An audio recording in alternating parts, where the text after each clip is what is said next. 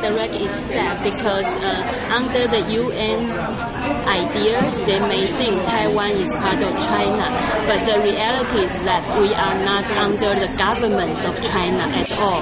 Taiwan and China have two different government bodies. So any rules or any laws passed in Republic of China is not in effect applying to Taiwanese people at all. So in that sense, Taiwanese people are not under any regulations or any national policies that China is making. It's irrelevant because we are governed by the Taiwanese government. And so Taiwanese government's policies and political issues directly affect us. So whatever laws happening in China doesn't immediately affect Taiwan indigenous people. But it's still a question we can think about because just like we can talk about the indigenous people, how are they affected by China because China's economic power and this might impact on Filipino indigenous people because they are a foreign investment, they bring in these resources, and that's something we can think about it because it hasn't started to really taking place seriously. But there are some Chinese tourists coming, recently because the Taiwan and the China government has developed some business cooperations in terms of tourism. That might have some impact on indigenous people, but we have to think about it. Okay, what did I say? I said that we do influence indirectly through the economic activities, the exchanges of economic activities between two governments. So it's more like the negotiation between two countries. I mean the real entities, political entities of these two parts, Taiwan and China.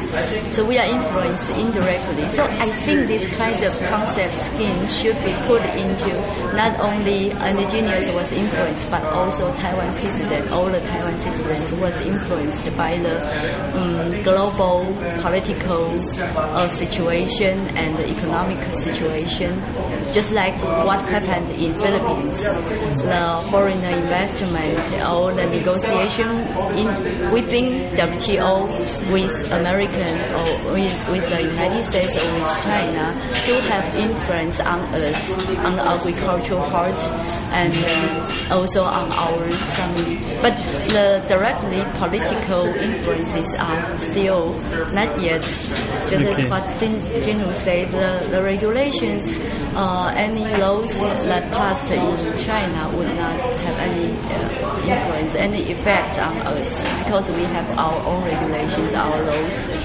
We are two different political entities. Culture and tradition and livelihood has been largely changed since we are colonized by many different colonizers from Japan, from the government coming in from China since 1999 and before. We are colonized by, the indigenous people in Taiwan.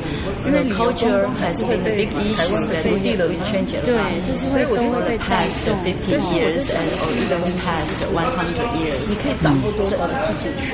We cannot say that it's an ongoing issue and we do have impacts. And anyhow, it's a global-wide issue. Anything that what happened in China must have contributed to the climate change global-wide. That the disasters, the typhoons taking Taiwan might be the sign from the climate change. But we cannot say that I think every country can contribute to it, to the climate change. We cannot say directly. Even Taiwan itself contribute to the climate change. It's a factors. We have a lot of factories outside Taiwan, and we also have investments in other countries. And just as like maybe China take up more proportions around the world. Yeah, they have more factories and more planes, and they might have more emissions of the carbon dioxide.